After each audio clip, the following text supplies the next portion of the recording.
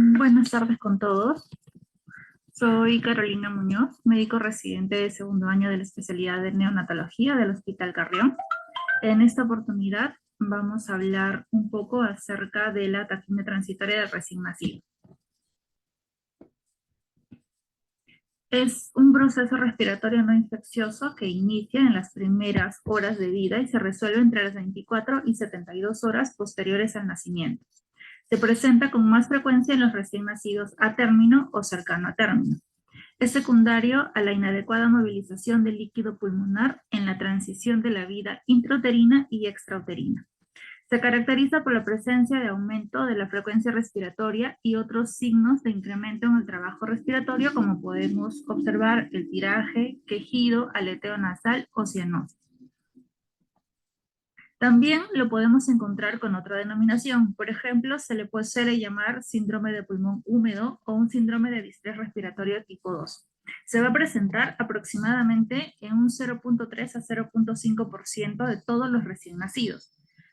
Más o menos en un 33 a 50% de diagnóstico de dificultad respiratoria no infecciosa en los pacientes que están hospitalizados en la unidad de cuidados intermedios neonatales. Hay factores de riesgo, tanto maternos como del recién nacido, que van a conllevar a esta patología. Por ejemplo, dentro de los factores de riesgo maternos podemos ver asma, diabetes, tabaquismo, hiperhidratación, sedación prolongada, trabajo de parto prematuro, ausencia de trabajo de parto. Y dentro de los factores de riesgo del recién nacido, puede ser un recién nacido masculino, macrosómico, producto de embarazo gemelar, que tenga un Apgar menor de 7, el mecanismo de nacimiento y también que sea término.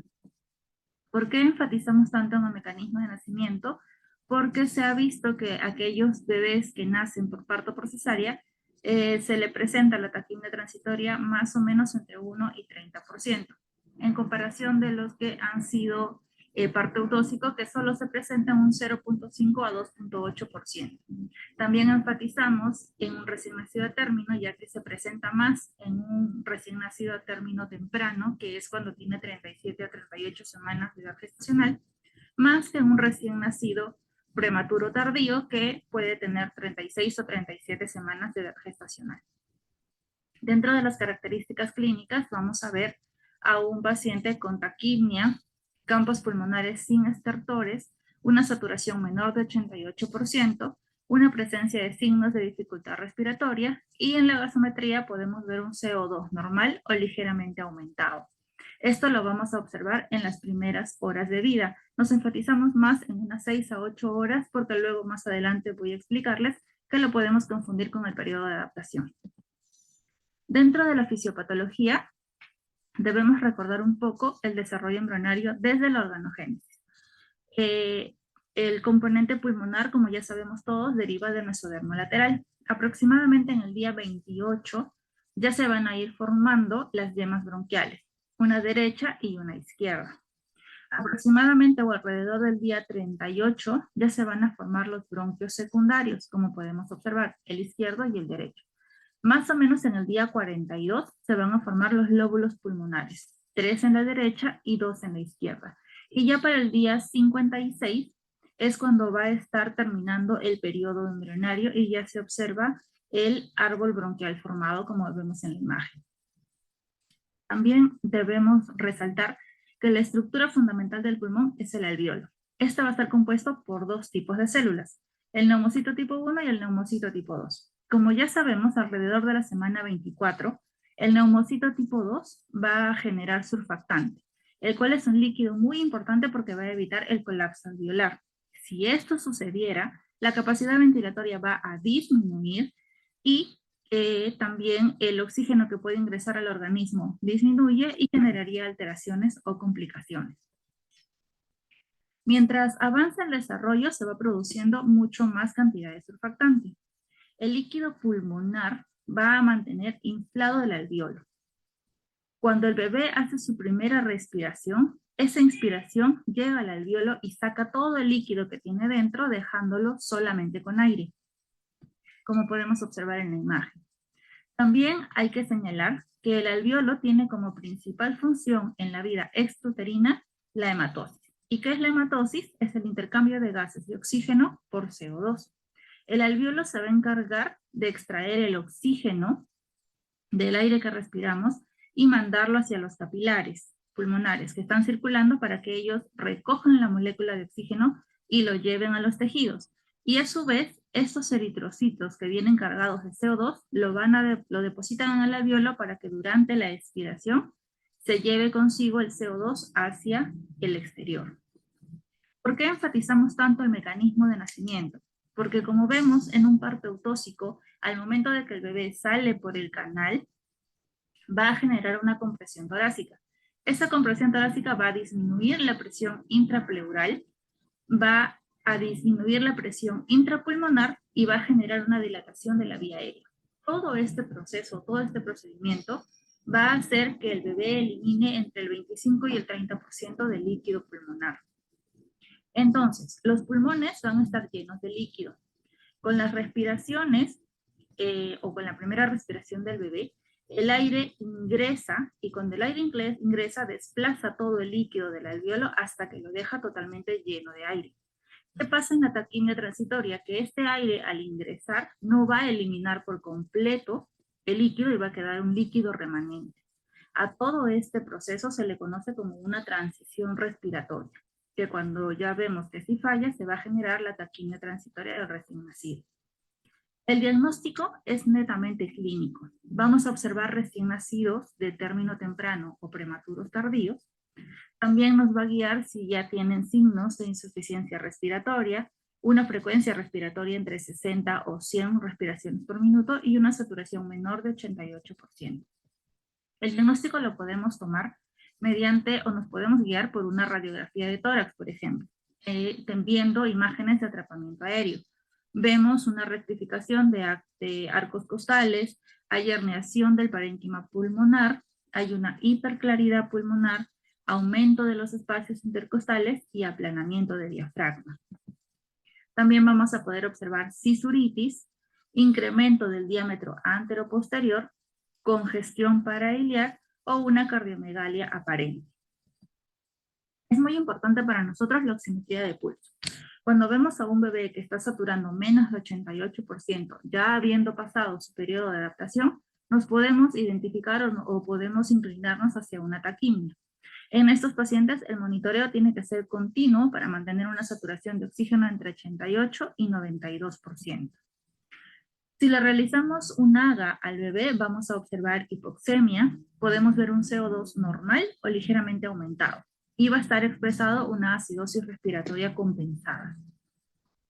Ahora, dentro del tratamiento, lo primero que tenemos que dar al bebé es una asistencia ventilatoria. Esto va a ayudar a aumentar la dilatación de los capilares pulmonares y a aumentar la presión de la vía aérea. Cuando nosotros tenemos un bebé que nace y presenta una frecuencia respiratoria incrementada, nosotros tenemos que ir observándolo, porque los bebés tienen un periodo de adaptación de aproximadamente 6 a 8 horas y nos puede confundir un poco.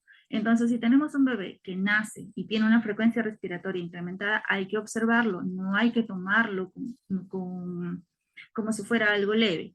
Entonces, nosotros iniciamos dándole oxígeno ambiental. Cuando el bebé con ese oxígeno ambiental no recupera, es cuando nosotros empleamos el casco cefálico, que es como ven en la imagen. Con este casco cefálico se supone que el bebé ya debería tener o debería estar un poco mejor. La meta de nosotros es que la saturación de oxígeno esté entre 88 y 95%. Ahora, a veces no solo el casco cefálico es suficiente y los bebés llegan a necesitar CPAP, que es la presión positiva continua de la vía aérea.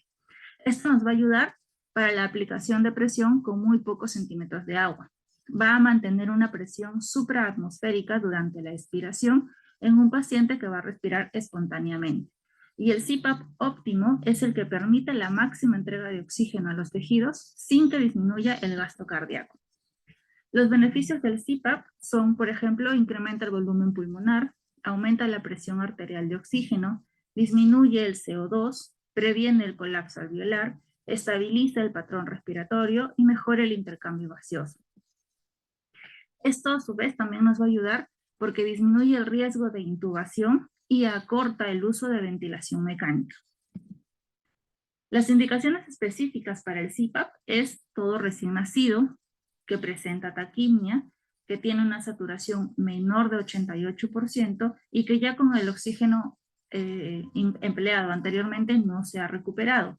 Y esto se asocia a las manifestaciones de dificultad respiratoria que nosotros lo vemos mediante la escala de Silverman-Anderson. ¿Qué es lo que vemos en esta escala? Una disociación tóraco-abdominal, retracciones intercostales, retracción subsifoidea, aleteo nasal o quejido expiratorio. Dependiendo de lo que presenta el recién nacido, podemos tener un puntaje. Si vemos un puntaje de 0, no hay dificultad respiratoria. De 1 a 3 presenta una dificultad respiratoria leve. De 4 a 6, una dificultad respiratoria moderada. Y de 7 a 10, una dificultad respiratoria severa. Hay muchas veces que con el CPAP tampoco es suficiente y tenemos que pasar a ventilación mecánica. Esto lo vamos a emplear en los recién nacidos donde la taquimia persiste y no hay forma de cómo revertirlo. Vamos a ver también una gasometría donde se observa una disminución de la presión arterial de oxígeno, una menor saturación de oxígeno, un incremento del CO2 y podemos ver una acidosis respiratoria o mixta. Dentro de los cuidados especiales que debemos tener con ese bebé, debe estar en un ambiente a término neutro. Hay que evitar la manipulación excesiva, la estimulación visual o la estimulación auditiva, ya que los bebés ante cualquier estímulo pueden despertar y empezar a agitarse. En cuanto a la alimentación, va a depender del estado clínico del recién nacido. Se le va a dar una alimentación con succión a todo bebé que tenga una frecuencia respiratoria menor de 60 y que tenga un Silverman menor de 2. Y por el contrario, se le va a tener que alimentar a un bebé por sonda orogástrica cuando tenga una frecuencia respiratoria entre 60 u 80, un Silverman menor de 2, y que durante la succión presente cianosis o una baja en la saturación que se va a recuperar al dejar de succionar. Hay múltiples diagnósticos diferenciales de la taquimia transitoria. Por ejemplo, el síndrome de adaptación pulmonar, el síndrome de aspiración de meconio, la cardiopatía congénita, la hipertensión pulmonar y el síndrome de fuga de aire. También lo podemos confundir con una neumonía, hemorragias pulmonares, policitemia o hipoglicemias persistentes, entre otros. Entonces, nosotros, o al principio les comentaba que la taquimia por lo general dura entre 24 y 72 horas, pero no siempre es así. Todo depende de la clínica del paciente. Como ya hemos visto, pueden llegar incluso hasta una ventilación mecánica llevando al bebé a estar conectado o acoplado al oxígeno aproximadamente más de 15 días o más de 20 días. Es bastante importante que nosotros sepamos diferenciar el periodo de adaptación con la taquimia transitoria del recién nacido. Hemos visto también en el hospital muchas veces que los bebés apenas nacen, presentan una frecuencia respiratoria incrementada, están con quejido, están con aleteo, pero pasan las horas y eso se va revirtiendo y puede pasar con la mamá sin ningún problema. Pero en otras ocasiones eso no revierte y hay que hospitalizar al bebé. Hay que tener bastante en cuenta también la saturación de oxígeno y ver las señales que nos pueden dar, ¿no? Si un bebé está o ha nacido por cesárea y no ha tenido esa compresión torácica que le ayuda, entonces ya por ahí nos puede dar indicios de que se pueda presentar esta patología. Bueno, eso sería todo. Muchas gracias.